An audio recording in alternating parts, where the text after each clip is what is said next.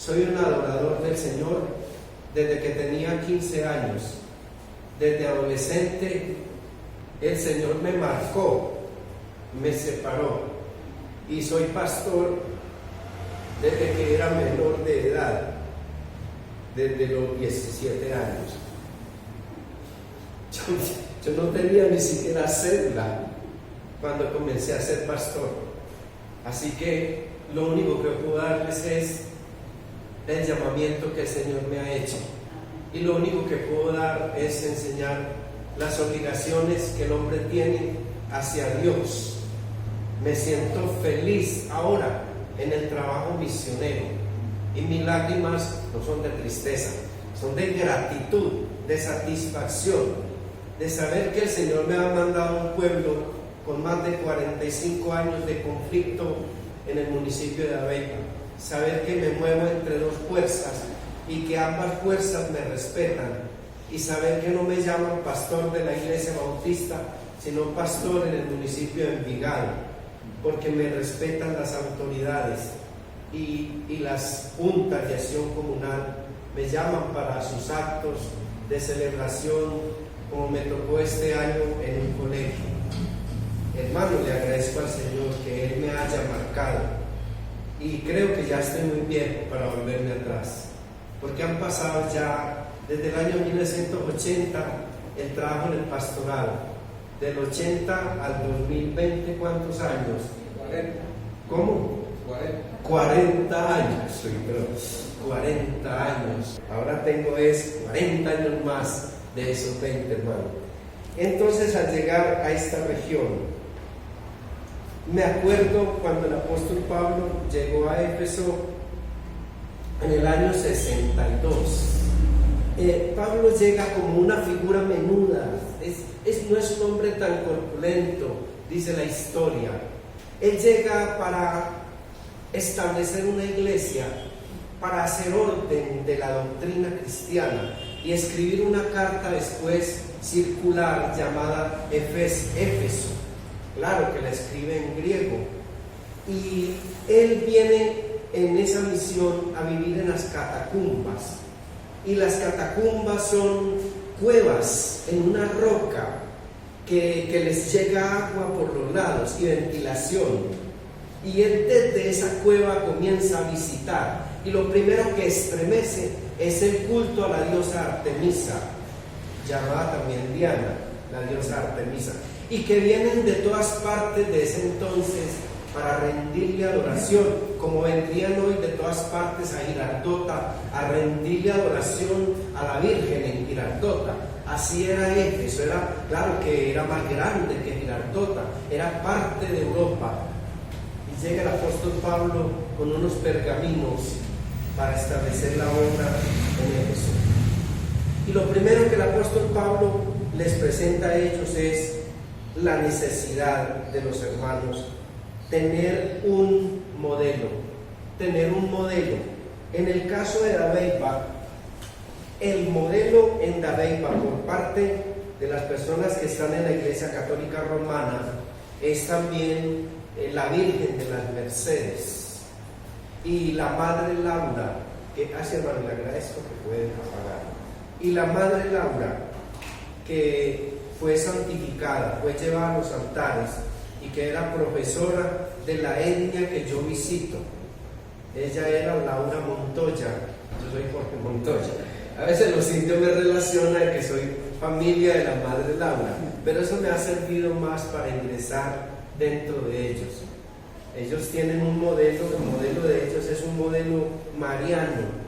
Hay pueblos cuyo modelo no es Jesucristo, como el caso de Sabaneta, que el modelo es la Virgen, el caso de Santa Fe de Antioquia, el caso de Jericó, el caso de Girardota y el caso de Copacabana, donde ya el pueblo no se identifica como cristiano, sino como mariano. Quiere decir que hay un biteísmo. Hay Dios por un lado, que es Dios, y la Virgen María, que es otra diosa a la cual se le tributa adoración y culto. Quiere decir que son biteístas, y cuando son muchos dioses, politeístas. Pero si usted tiene 20 o 30 santos en su casa, usted ha pasado de ser biteísta a ser politeísta. a tener varios dioses. Entonces cuando llego a la Betba, sé que hay muchas iglesias allí cristianas, pero mi trabajo es llevar como modelo y como referente a nuestro Señor Jesucristo, como lo dice Pablo en la carta a los Efesios, y lo dice en el 4:15, dice: sino que siguiendo la verdad en amor, crezcamos en todo aquel que es la cabeza, esto es Jesucristo. Entonces cuando llegamos a comenzar una misión, lo primero que tenemos que establecer es un modelo. No será la Virgen María, a la cual honramos y respetamos, no será la Madre Laura, no serán los más de 2000 santos que tiene la Iglesia Católica en el Santoral. Será Jesucristo como modelo concreto, absoluto, universal y siempre actual. Concreto porque Él dijo: aprendan de mí, que soy manso y humilde de corazón, y hallarán descanso para sus almas. Absoluto porque Él dijo: yo soy el camino y la verdad y la vida, nadie viene al Padre sino por mí. Universal porque Él dijo que en su nombre se doblará toda rodilla de los que estén arriba en el cielo, abajo en la tierra y en las aguas debajo de la tierra, y toda lengua confesará que Jesucristo es el Señor, para gloria de Dios Padre. Y actual porque Él dijo: yo soy el mismo ayer y hoy y por los siglos. Esto es lo que hay que llevar cuando se va a empezar una misión. Lo primero que hay que definir es el modelo, porque una persona de la etnia embera cree en muchos dioses y adora también elementos de la naturaleza, el sol, la luna, las estrellas, la creación. Entonces lo primero que hay que definir es a Garagaví. Garagaví, aquel que murió en un madero en forma de 2 garabatos, por eso le dicen Garagaví, el que murió en un madero de 2 garabatos, en un pacurú, que significa madera. Y uno cuando entra allá debe empezar a estudiar su lengua, porque si usted estudia su lengua, abrevia muchos años de misión.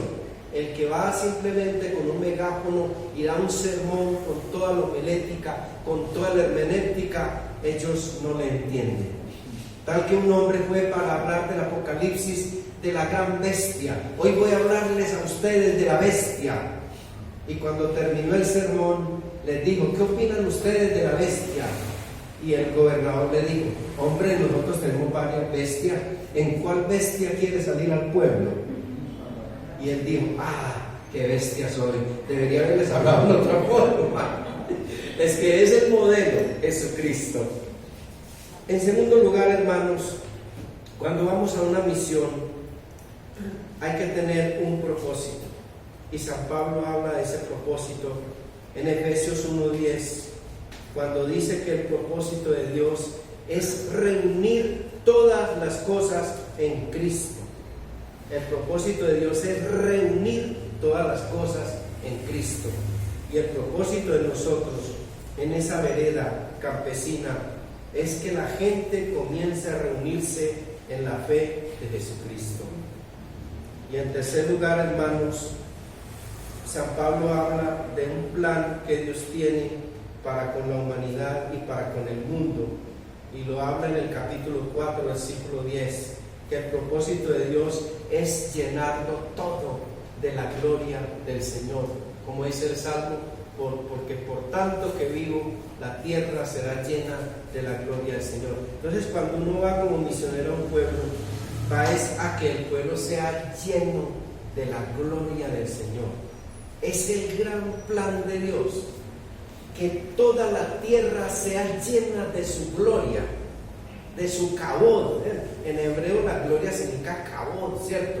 Es la Shekinah, esa nube del poder de Dios que rodeó a Moisés y que lo iluminó en la montaña, de tal manera que el pueblo aterrorizado de ese poder que Dios le dio a Moisés, retrocedía ante él, porque él tenía el reflejo de la gloria del Señor. Pero aquí no dice que es como Moisés, dice que es para que la tierra sea llena del brillo, de la gloria y de la luminosidad de nuestro Señor Jesucristo, el creador, según dice el apóstol Juan, el que creó las galaxias, el que creó la cadena genética del ADN, libros inmensos que Dios tiene en cada ser humano, el que le da la energía a la tierra. Se dice que la energía de un árbol potenciada a la millonésima podría dar una bomba que destruiría toda una ciudad.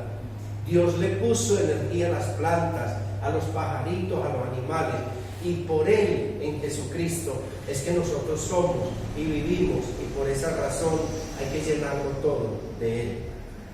Podemos decir también, hermano, que cuando vamos a empezar una misión debemos tener un fin. El fin que nosotros tenemos allá en Dabeiba es capacitarnos con un grupo de hermanos campesinos, indígenas y pastores jóvenes. Y el apóstol Pablo dice que a fin de perfeccionar a los santos para la obra del ministerio, para la edificación del cuerpo de Cristo.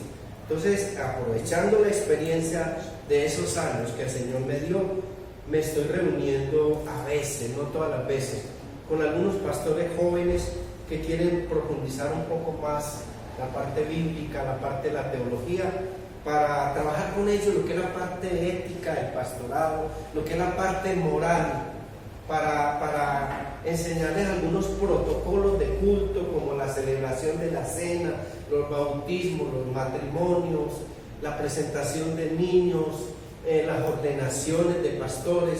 Entonces estamos aprovechando ese espacio para hacer ese trabajo, y el apóstol Pablo dice que la razón por la cual están los pastores, está el hermano Luis Carlos, está el hermano Carlos, es para perfeccionarles a ustedes, los santos, para la buena obra. Es como puliendo diamantes, equipándolos para toda buena obra.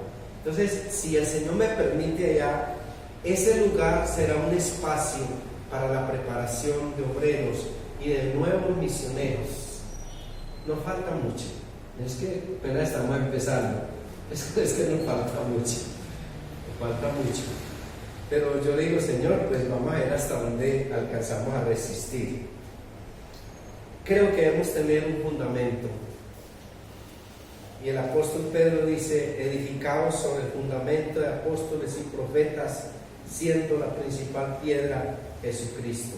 El apóstol Pablo lo resume en el versículo 15 del capítulo 4, que Dios dio a Jesucristo por cabeza de todo principado y lo estableció como la roca. La roca entonces no es San Pedro, no es San Pedro la roca. La roca no es tampoco una iglesia institucional. La roca es Cristo, y tiene que ser la roca fundamental, porque una casa, en términos de construcción, si no establece la piedra angular, no es una casa sin fundamento. Y por eso nosotros tenemos que establecer primero que todo la piedra angular en Copacabana, para que a través de esa piedra angular se tomen las demás medidas de la iglesia. Así la iglesia empieza que vamos a establecer aquí al pastor de Montoya, vamos a establecer a Luis Carlos, vamos a establecer la iglesia. A mí sí que me molestaba, hermana Rosa, sí que me molestaba cuando decía la iglesia del pastor Jorge Montoya, porque yo no he tenido nunca iglesia, yo soy un peregrino del Señor. Es que yo he sostenido los principios que enseño, que la antigüedad inclusive en un pastor no le genera ninguna propiedad. Yo estuve en Envigado 23 años como pastor, y así como entré salí. Ellos no me pusieron condiciones al entrar, y yo tampoco les puse condiciones al salir. Llegó la hora de retirarme, después de 23 años me retiré y no saqué ni una hoja de papel de allá. Dios me dio muchas cosas, me dio la casa para vivir y todo, pero no tuve que coger ni una hoja de papel. Así como entré, así salí, con las manos así, hermano. Entonces el fundamento es Cristo, ¿no? Y que la iglesia del pastor fulano de tal, y él no corrige la iglesia. La iglesia, uno tiene que corregir la iglesia. No es la iglesia del pastor Luis Carlos, la iglesia del pastor de Montoya. No, es la iglesia de Jesucristo. Eso es muy claro, doctrinalmente muy claro. Pero ellos dicen que vayan a la iglesia, el pastor, hombre, ustedes háganse respetar. Yo no quiero ir a una iglesia que es de un pastor. Entonces, ¿ese es el dueño? No, el dueño es Jesucristo. Entonces hay como un propósito universal de reunir todas las cosas en Cristo, pero también de tener un fundamento. Quien va a empezar una misión debe tener un motivo, y Pablo tenía un motivo, y en el versículo 3 él da el motivo.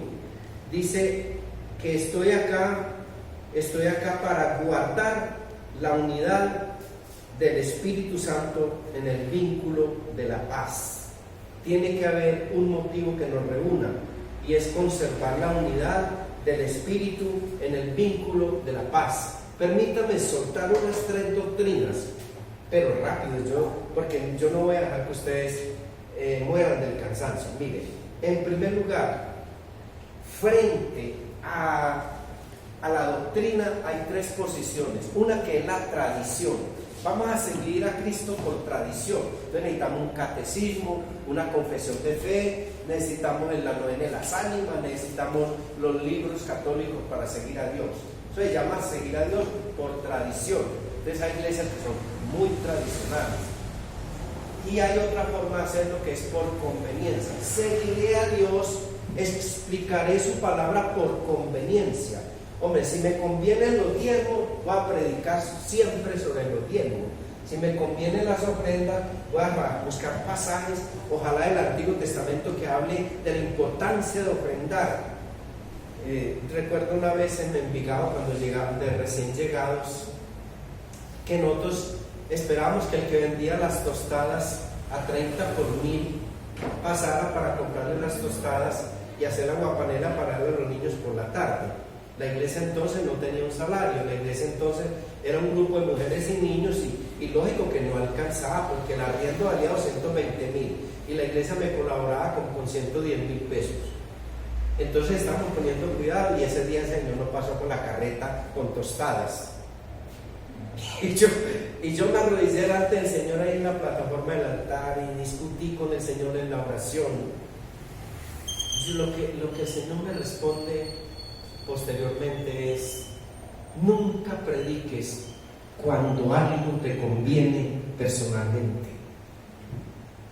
Así tengas hambre, no vayas a dar un sermón porque vas a recoger algo para ti. Y yo dije: Señor, pero esto es muy duro, porque ¿cómo dejo yo a mis hijos en las tostadas de la comida con aguapanela? Y el Señor dijo: tú eres mi príncipe, yo te sostengo.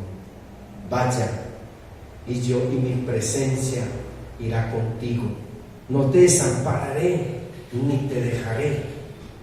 Y entonces yo me levanté de esa plataforma, que era una plataforma rústica de madera que teníamos, y llegué a la casa sin las tostadas. Había así la aguapanela, apenas chillaba en la olla, y los muchachos esperando que sirviera la con tostada. Cuando llega Gustavo Ríos, un pastor compañero de estudio, dice que con un mercado, siempre que nunca había aparecido, que venía lejano de la costa. Yo, para hombre, Jorge, qué alegría verte, mira, quiero compartir este mercado contigo. Y el Señor ahí me cerró la boca y me dijo: no vas a predicar lo que te convenga, porque tú no me vas a seguir por conveniencia, ni me vas a seguir por tradición, sino que me vas a seguir, como decía Martín Lutero, Biblia por Biblia. Interprétese la Biblia con la Biblia. Ese es un gran principio hermenéutico. Dejemos que la misma revelación interprete la revelación. ¿Y cómo se llama esto? Se llama un motivo. Un motivo. Y en el mensaje del apóstol Pablo, él habla de un recurso. Y en el versículo 8 del capítulo 4 dice que subiendo a lo alto llevó cautiva la cautividad y dio dones a los hombres. Y ahora que dejé la iglesia en el 6 de julio del año 2001 de Envigado, donde he estado 23 años. 23 años. Es que yo ya estoy por fuera de una iglesia que me ayudaba mucho. Y entonces el Señor me dijo: tú tienes dones para servirme y tienes manos para trabajar. Una de las grandes definiciones del trabajo, debo saber que Dios da dones y da manos, dones para servir y manos para trabajar. Entonces, cuando el mar quiere invadir a Holanda, cuna del protestantismo y cuna de nuestra iglesia bautista desde el año 1607, cuando el mar se va a meter allí, hermanos, entonces ellos dicen: Dios, danos manos para atajar el mar. Y atajan el mar y le quitan tierras y establecen murallas, de tal manera que Holanda no fue inundada. Muchos hermanos trabajaron allí. A veces me quedo un poquito avergonzado cuando me dicen que la quebrada La Iguaná ha sido inundada 14 veces y que la gente vuelve y vuelve otra vez y los inundan, que porque no ha habido manos para construir murallas, gaviones. Y entonces yo llego a una vereda y lo primero que le digo al campesino es: Dios te va a dar dones si aceptas a Cristo, pero también te va a dar manitos para cuidar el agua, para cuidar los animales, para hacer caminos, para hacer alcantarillados, para hacer acueductos, para hacer líneas eléctricas, para tener una agricultura más organizada. ¿Cómo así, pastor? Pero es que el trabajo suyo es únicamente lo espiritual. Bueno, Señor, pero es que yo no soy gnóstico. Yo creo que el cuerpo está adherido al espíritu. Y si Dios me dio cuerpo y me dio mano, a mí me toca deshojar el plátano, me toca limpiar los palitos de cacao que tenemos, arreglar los palos de limón. Y a veces salimos con 3 o 4 racimos de plátano. Hay unos plátanos tan grandes que yo a veces tengo que partir el racimo en 2 para cargar primero una parte y después la otra. Y entonces yo tengo un hijo que es especial, que le pregunté qué es lo más espiritual de esta misión, y él me dijo: las tajadas de Maduro. Dice, es lo más especial. Hermano, hay que trabajar. Para el protestante es muy importante los dones, el llamado pastoral, el llamado de maestro, el llamado a las misiones. Pero para el protestante también es muy importante que Dios nos da las manos. ¿Sabe por qué son importantes las manos? Porque usted nunca verá a un cerdo o un caballo haciendo un helado de vainilla. Eso lo hace el ser humano. Ojalá los animales tuvieran la facultad de trabajar geometría, coger un metro, coger una barra, una pala, pero ellos no es que no quieran, ellos son voluntarios. Hay perros que son demasiado voluntarios, pero un perro nunca hará una sopa con tortilla. Es muy importante. Ahora nos ha tocado trabajar, pues yo estudio la palabra de Dios en cierta hora, otras veces visito, pero a veces me toca terciarme la peinilla, coger una barrita, porque la barra grande a mí me duele mucho los brazos. Entonces cojo una barrita pequeña y con ella sembramos jardines, sembramos matas de guineo y todo, para que con el tiempo la misma finca nos produzca siquiera la comida. Entonces es lo que hacemos allí. Hermanos, no voy a alargar mucho mi presentación, porque quiero que sea la presentación del apóstol Pablo a través de Efesios. Tenemos un recurso.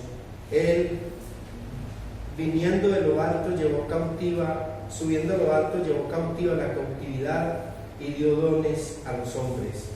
Qué bonito es saber que tenemos un Dios que da dones. Cuando voy allá, yo me enseño un estilo de vida. Le digo al hermano Juan Carlos, yo no le digo a la gente que use chaleco como yo, porque casi yo nunca me quito el chaleco. Siempre tengo un chaleco y camisa de manga larga. Generalmente no uso camisa de manga corta. Es como un estilo que yo tengo personal. Donde me vean va a ser fácil que me identifiquen por el chaleco. Pero no, yo lo que enseño es lo que la palabra de Dios dice en cuanto al estilo de vida. El estilo de vida es: escribo a los santos y fieles en Cristo Jesús que están en Éfeso, a los santos y fieles. ¿Cuál es el estilo de vida de una misión? Es la santidad y la fidelidad. Y entonces, ¿cómo podía yo explicarle a los indios la santidad?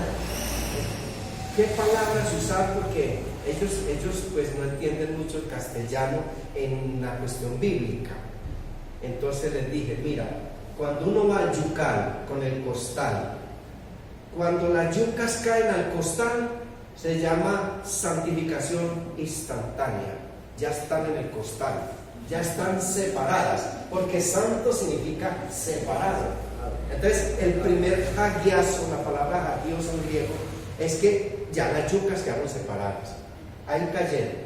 Pero ya cuando uno coge la peinillita y le corta las puntas a la yuca, cuando casi que sabe eso, porque él sí sabe escoger yuca.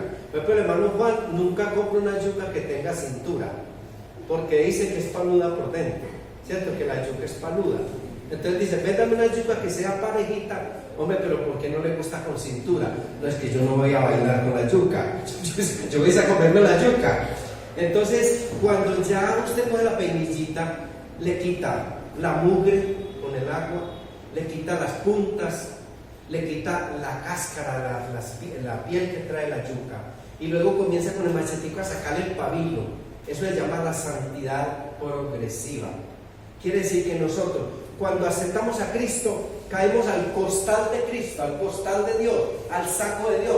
Pero cuando Él toma la espada del Espíritu Santo, que es la palabra, Él nos quita la mugre, empieza a quitarnos el pabilo y todo eso. Hombre, hay hermanos que son amargos, como las yucas amargas. Si es un cristiano triste y amargado, una yuca amarga. Si es un cristiano duro de corazón, una yuca paluda. ¿Cierto? Un cristiano, una yuca muy amarilla, hombre, porque está tan blanco, es un cristiano anémico. Entonces, el indígena va poniéndote, uy, vamos sintiendo, pastor, que es la santidad instantánea. ¿Cuál es la progresiva? Pastor, pero ¿cuál es la final? La final es cuando ya las yucas están cocinadas en el plátano, en las bodas del Cordero. O sea que cuando Cristo se casa con la iglesia, ya somos como esas yucas que fueron lavadas, que fueron limpiadas y que con la espada de la palabra nos sacaron los pabilos que tenía, porque hay hermanos que tenemos muchos pabilos, y a cáscara que hay que sacar, y a yucas duras que hay para organizar, porque a veces no somos yucas tan blanditas, hermano. Pero qué delicioso es cuando ya esa yuca está en el plato, cocinada. No le vas a hacer dar hambre, hermano, porque mi trabajo es la teología, no la gastronomía. No confundamos esas dos disciplinas. Entonces, el estilo debe ser el estilo de una vida santa. Recuerde que la palabra santo en hebreo significa Kadesh o Kodesh o Kadosh. Esas tres palabras son la misma, pero nos dicen Kodesh para referirse a que somos un código aparte para el servicio del Señor. Otros dicen que somos Kadesh, pero realmente la palabra es Kadosh. Por eso hay unos que dicen Kadosh. Pero hay hermanos que son cadochos, que vienen cada 8 días a la iglesia. Entonces, como un santo que no hay que decirle kadoch, sino cada 8 días. No, hermano, la santidad es de lunes a domingo. Y por último, hermanos, es que cuando uno comienza una misión, comienza a buscar unos perfiles. El apóstol Pablo habla de que los que forman parte de la congregación del Señor, en el capítulo 4, versículo 2 dice que deben tener humildad, mansedumbre, paciencia y amor. Esos 4 perfiles, el perfil de un cristiano humilde, manso, paciente y amoroso. Entré una vez al Éxito para comprar unas cosas y había 2 señores muy bien vestidos. Había un hombre veterano adelante de la fila, pero la fila se estaba demorando y el hombre que estaba atrás estaba bien vestido. Él le dijo al otro, es que pues te paso este carro por encima. Y entonces el otro dijo, no tienes que pasarlo por encima, yo te doy el espacio. Cuando yo le pagué a la cajera me dijo, ¿y cómo le parece que ese señor es un pastor? Y es un pastor muy importante. pero está tan impaciente que no puede pagar rápido, que dice que hasta le puede pasar ese carro por encima al otro. Hermano, eso es una vergüenza, hermano. Hay que desarrollar unos perfiles de gente humilde, ¿cierto? Gente pacífica. Y a veces en las reuniones administrativas de las iglesias hay gente muy caliente, gente que no es tan pasiva. Yo recuerdo una reunión de iglesia que vino un hermano Rodrigo Bolívar, y dijo: pastor, antes de que los hermanos bajen las escalas, súbale la válvula. Y el Carlos, válvula, hombre, ¿vos crees que eso no lleva presión? Cuando de pronto bajaba un colorado que respiraba amenazas, y yo ya hermano, tranquilo, calma. Le subí la olla, la válvula, y sí, ya el hermano descansó un poquito. Hermano, yo creo que aquí, hermano, nosotros no trabajamos como para desayunar. O sea, es que yo tengo que, usted no tiene que venir acá, hermano. Debe ser una decisión de corazón, voluntaria. Usted no se debe sentir amarrado acá. Aquí no se trabaja para desayunar, hermano. Aquí se trabaja para difundir el glorioso evangelio de Jesucristo, el Señor de señores, el Kyrie, Señor de señores. Entonces, no hay que hablar de una reunión administrativa. Es que es muy bueno la reunión administrativa. Es que es una fiesta. Es una fiesta, porque ahí vamos a ver cómo mejoramos los proyectos de la iglesia.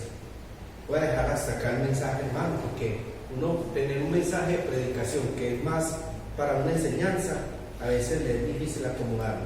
Solo les quiero decir, hermanos, que cuando llegué para la obra de la Unión Antioquia, llegué a un taller donde un hermano había sido pastor 50 años. Y por razones del desorden de las iglesias de aquella época, él quedó sin jubilación y sin nada.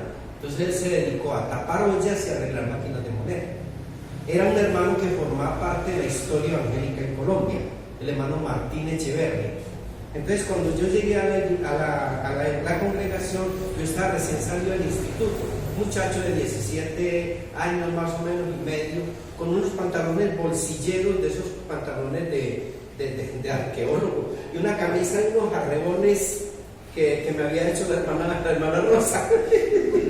La hermana Rosa era mi modista.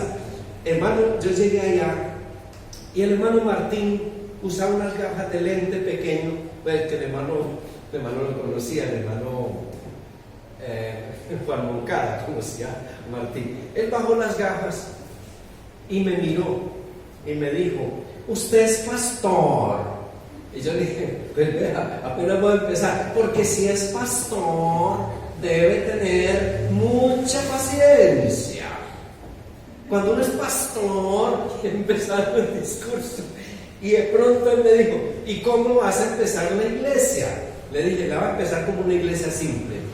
Vamos a predicar, adorar, enseñar y servir. Y él dijo: ¿y qué tan simple es la iglesia? Yo le digo: es que la iglesia es simple.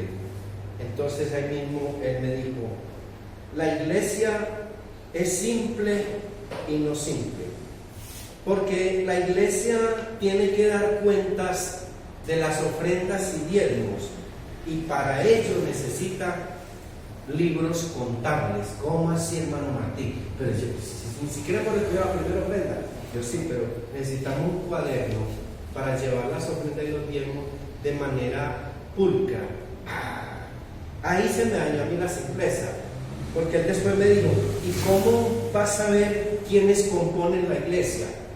Le dije: no, pero que sea en un papel de envolver barba, yo voy copiando los que llegan. Y él dijo: no, se necesita un libro de membresía para saber cuándo llegó y cuándo sale el hermano, poder dar cartas de recomendación y poder honrarle en su nombre, en su teléfono, y poderle visitar. Ay, hermano Martín, eso es tremendo. Y luego me dijo: ¿y cómo saber las decisiones que toma la asamblea? Le dije: yo no sé. Me dijo: necesitas un libro de actas. Entonces no es tan simple. ¿Y cómo se conservan los documentos de la iglesia? Se requiere un archivo, me dijo el hermano Martín. ¿Y qué tipo de enseñanza se imparte en la iglesia? Se requiere un proyecto de educación cristiana. Se requiere un currículo donde están las enseñanzas de la iglesia donde estamos. Así como un colegio tiene un proyecto de educación institucional, la iglesia debe saber qué es lo que enseña. Eso le caracterizará a través de ese proyecto. Martín, esto está muy complicado. Y me dijo, ¿y bajo qué legalidad van a funcionar? Entonces yo le dije, ¿yo qué vas a saber? Me dijo, necesitas los estatutos legales de la iglesia. Y luego me preguntó, ¿cuál es la expectativa que tiene usted al llegar acá? Le dije, no, la expectativa mía es predicar y enseñar. Y dijo, necesitas tener una visión, necesitas saber para dónde vas. Martín, ahí me complicaste más. Luego me dijo, ¿y qué es lo que crees? ¿Dónde está tu declaración de fe? ¿Cómo así, Martín? Es que tú tienes que tener una declaración de fe, porque si el alcalde o el gobierno de Copacabana dice, bueno, yo quiero saber qué es lo que creen la iglesia Cristo y de Copacabana, y le quieren decir, no, nosotros lo que nos va viniendo a la cabeza es lo que creemos, no, tiene que haber una declaración de fe. Hermano, esto a mí me complicó mucho porque era la primera vez, estaba menor de edad, y yo no sabía qué era un currículo, qué se enseñaba, y qué hacemos. Necesitamos una misión. ¿Qué símbolo vamos a usar? ¿Cómo así, Martín? ¿Qué símbolo vamos a usar? El símbolo del Señor. No, lo que pasa es que aquí las iglesias que tienen unas llamitas y una palomita afuera son las iglesias del ánimo, las iglesias pentecostales, que siempre hacen énfasis en los dones de la sanidad, de la profecía, en cómo cae la persona al suelo, cómo se levanta. Entonces esa iglesia va a poner por fuera un símbolo que son unas llamitas y una palomita. Y nosotros somos las iglesias de la cruz, las iglesias ortodoxas. ¿Y qué significa la cruz? Según el apóstol Pablo dice que nosotros nos identificamos con el símbolo de la cruz porque Dios hizo de los dos pueblos uno solo llamado iglesia, que con un brazo lo extendió hacia los gentiles y que con otro brazo lo extendió hacia los judíos, y los que quedaron en el centro aceptando a Cristo como Señor y Salvador les llamó la eclesía, o los separados aparte entre judíos y gentiles, y que la cruz significa el encuentro vertical con el brazo horizontal del hombre. En la cruz se encontró Dios con el hombre. Por eso hasta la cruz la llevan las aves y la llevamos nosotros. Yo en este momento, cuando me paro, soy una cruz, porque Dios en su plan de redención, antes de la fundación del mundo, había escogido la cruz, la vergonzosa cruz, lo que muchos llaman la maldita cruz, para que ahí muriera el Rey de Reyes y Señor de Señores, y a través de esa cruz acercar a los bárbaros, los griegos, y los convirtiera en su iglesia. Y por eso las iglesias nuestras, algunas no usan ese símbolo. Bueno, es que ese símbolo, nosotros no adoramos nada, hermano. Nosotros simplemente somos pedagógicos, somos didácticos. Nosotros no adoramos la cruz, pero tampoco le corremos a la cruz pues como si fuéramos el diablo, ¿no? Hermanos, él me pregunta, ¿cuál ha sido nuestra trayectoria? Entonces la iglesia necesita una reseña histórica. Me pregunta, ¿qué creemos básicamente? Otra vez la declaración de fe. ¿Cómo es nuestro orden y autoridad? Entonces necesitamos un organigrama. El organigrama diga, ¿en qué posición está cada hermano que está en la iglesia? Mire que no es tan simple. ¿Cómo deben ser las relaciones de la iglesia? Se cuenta una vez que un hombre estaba tan enojado con el pastor en una iglesia. Esto sucedió en realidad. Esto la hermana Blanca lo puede aseverar, pero sin mencionar personas. Que tenía tanta rabia con ese pastor, que cuando el pastor bajó de la predicación, él le mandó un golpe al pastor, pero desafortunadamente se metió con la diaconisa y casi le tumbó un diente. Y una hermana que estaba allí para aprender la pedagogía bíblica le preguntó a la hermana, ¿qué opina de la iglesia? Y ella dijo, no tengo palabras, porque aquí se ha violado todo orden ético y moral. La iglesia necesita normas de convivencia. Cuando la iglesia crece, tiene que establecer normas, porque hay gente que se mete borrachos, fumando marihuana al mismo templo, parejas de novios que se esconden por allá en los salones a besarse y todo. La iglesia necesita normas de convivencia. Esto no es tan sencillo, hermano, como la gente piensa que es tan simple. ¿Cómo debo hacer que la iglesia, cómo debo hacer las cosas que la iglesia me encomienda? Pues me tienen que decir cómo. Pues ahí se requiere un manual de funciones. ¿Cómo saber qué actividades van a realizar? Necesitamos un calendario. ¿Qué transmitimos nosotros? Una lista de valores. ¿Y a qué nos comprometemos? A un pacto. Y aquí termino. ¿Cuál es el pacto? Cuando usted entra a una iglesia organizada, el pastor debe preguntarle antes de bautizarse. Hay algunos hermanos que están para bautismo, ¿cierto? Bueno, que quieren bautizarse. Bueno, el pastor debe preguntarles a qué nos comprometemos con el Señor antes de bautizarnos. No sea que después, cuando le vengan las obligaciones hacia Dios, hacia sus hermanos y hacia sí mismo, él diga que no se lo advirtieron. No, porque cuando yo soy miembro de una iglesia, tengo unas obligaciones. ¿Por qué? Porque hay que ofrendar. ¿Cómo así, pastor? ¿Antes me van a cobrar? No, señor. Pues que lo que pasa es que hay que comprar detergente, hay que pagar energía, hay que pagar arriendo, hay que comprar Biblias, hay que comprar literatura, hay que pagar transportes. Y aunque a mucha gente le moleste donde yo vivo, no sé si acá, pero donde yo vivo hay gente que le molesta mucho cuando uno dice que parte de esa ofrenda, de ese diezmo, es para sostener a la persona que Dios separó para servir al altar. Es increíble, ¿no? Por ejemplo, un judío de hoy en día, que usted le diga, bueno, ¿y qué? ¿Y el sacerdote que ustedes tienen allá de salve, quien pueda? No, señor. Nuestros diezmos y nuestras ofrendas han de sostener al sacerdote y al rabino, porque son parte de nuestras obligaciones hacia Dios.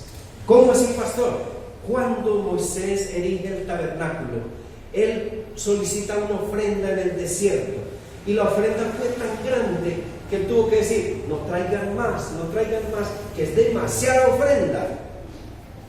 Esa ofrenda no era para los pobres, ni era para lucrarse personalmente. Esa ofrenda era sus deberes hacia Dios, que era el sostenimiento del culto, el sostenimiento de la adoración, el sostenimiento de los maestros, el sostenimiento de la tribu de Leví, los corderos que se sacrificaban, el lavado del templo.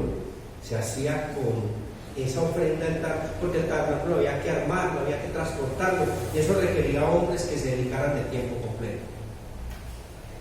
Así que cuando hay un pastor que dice, es que la iglesia no me sostiene, irresponsable es la iglesia, irresponsable.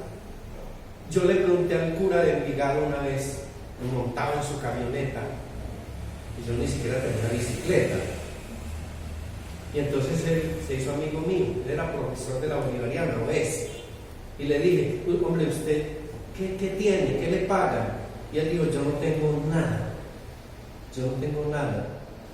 ¿Por qué, señor cura? Porque lo tengo todo. Si aquí tengo quien me cocine, quien me lave la ropa, el carro de la parroquia, ese carro yo lo uso hasta que lo acabe mientras estoy acá. Cuando voy a Europa me tienen los pasajes listos, y aparte de eso me dan ofrendas para que le ayude a mi familia. No tengo nada, lo tengo todo. Qué bueno que un pastor pueda decir, no, yo no tengo nada, pero lo tengo todo. Y es que lo debe tener, porque es que es parte, hermano, es parte fundamental del altar. Antes lo del ligado, el altar es este y el pastor. No. Si él es el que oficia, el altar no se oficia solo. Entonces, aquí, hermanos, Martín Echeverri me increpó con todas estas cosas y me enseñó que hay unos deberes hacia los demás. Amarás a Jehová tu Dios con todo tu corazón y con todas tus fuerzas y con toda tu mente, y a tu prójimo como a ti mismo. La palabra prójimo antes se decía próximo, pero se cambió la X en lingüística por la J, ya es el más cercano. Yo tengo unos deberes hacia el otro, Entonces, pero pastor, ¿pero deberes hacia quién? Hacia el desplazado por la fuerza, hacia el anciano que tiene más de 80 años, hacia la viuda que ha envejecido sola, hacia los huérfanos, hacia los niños que no pueden valerse por sí mismos, hacia los discapacitados. Entonces la iglesia me dice, pastor, usted es el primero en tener derecho a la canasta familiar. No, hermano, olvídese de eso. ¿Cómo así, pastor? ¿Es usted muy orgulloso? No, es que la canasta familiar es para los pobres de la iglesia. Para los pobres de la iglesia. Usted está tan pobre como pastor que le tienen que dar el mercado a la casa por fuera del fondo de la iglesia. No, porque hay un deber hacia el prójimo. Cuando Pablo pide para los pobres de Jerusalén, pide es para ellos. Él no dice que eso era para paganos, pastor. Dice que es la ofrenda para los pobres de Jerusalén. Y hay un deber a sí mismo, y me disculpan que me esté demorando. A Dios no le pido disculpas porque estoy haciendo lo que me toca, que es predicar. Pero de pronto algún hermano, porque se largan los cultos, hermano, hay un deber a nosotros mismos.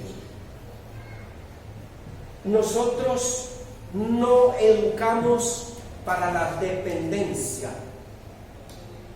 ni para la mendicidad. Nosotros educamos para la autonomía y para la dignidad. Esa es la diferencia.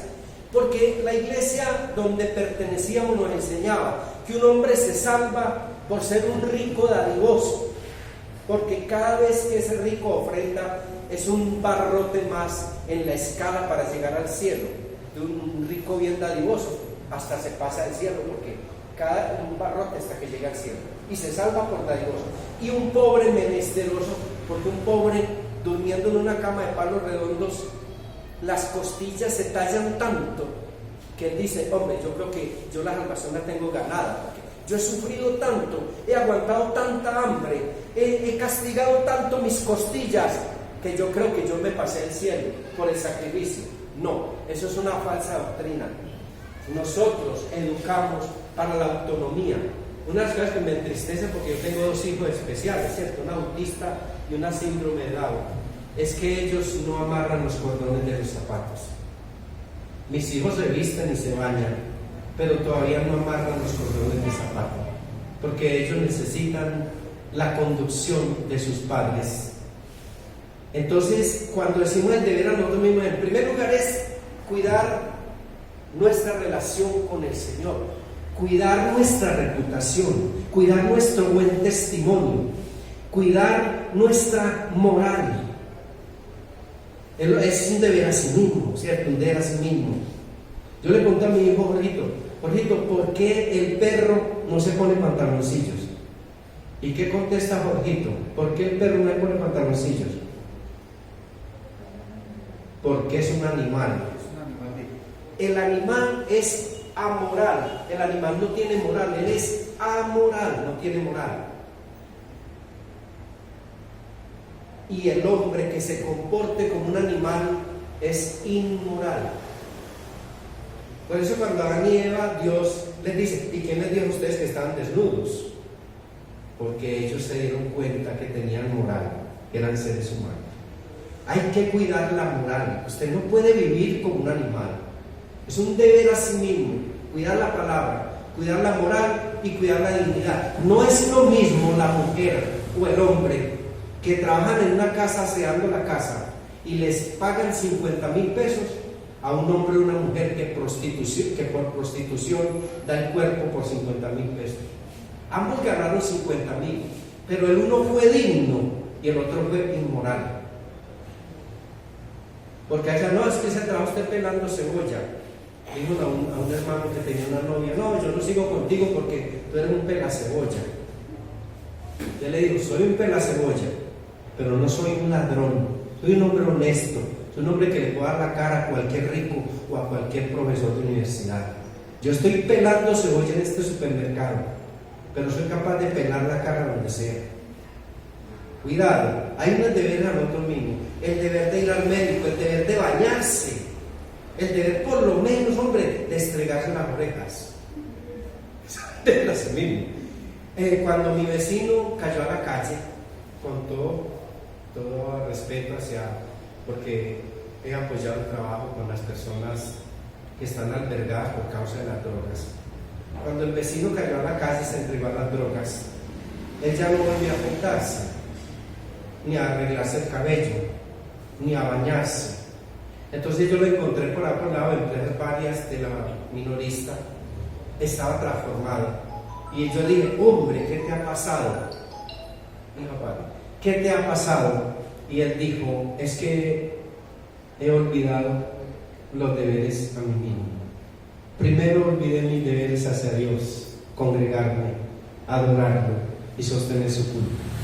Y luego olvidé los deberes hacia mi prójimo. Yo no le regalo a nadie ni un confite. Todo lo que me gano lo entro en droga. Y por último, olvidé los deberes a mí mismo, siquiera bañarme y estregarme las orejas. Y le dije, estás grave porque estás incumpliendo todo el gran mandamiento. Eso es lo que nosotros le enseñamos a los indígenas y a los campesinos. Con el pueblo no, porque la gente del pueblo ya que sabe todo eso, pues que lo cumple. Entonces por eso yo no les digo nada, pero sí a los campesinos y a los indígenas. Hermano, me ha encantado y quiero tener una palabra de oración para darle gracias al Señor y agradecer el privilegio que me ha dado la Iglesia Bautista Cristo Vive Copacabana por estar acá después de 7 meses, ya no tener ministerio en Envigado, pero que sigo adelante. Y misiones son amores y no buenas razones. Como todo bautista, mi vida está lista para predicar a todas las naciones. No pongo condiciones y aguanto jalones. Porque lo que les traigo es un modelo de ventura para una cultura que camina insegura y que quiere realizarse sin modelo ni estandarte. Debes cuidarte.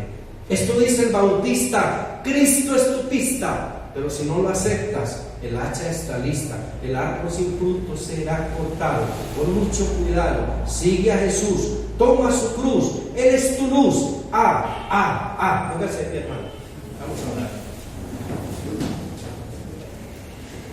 Padre Celestial, gracias te damos, Señor, por ser un Dios tan bueno, tan misericordioso, por traernos tu revelación como máxima guía de nuestra vida, Señor.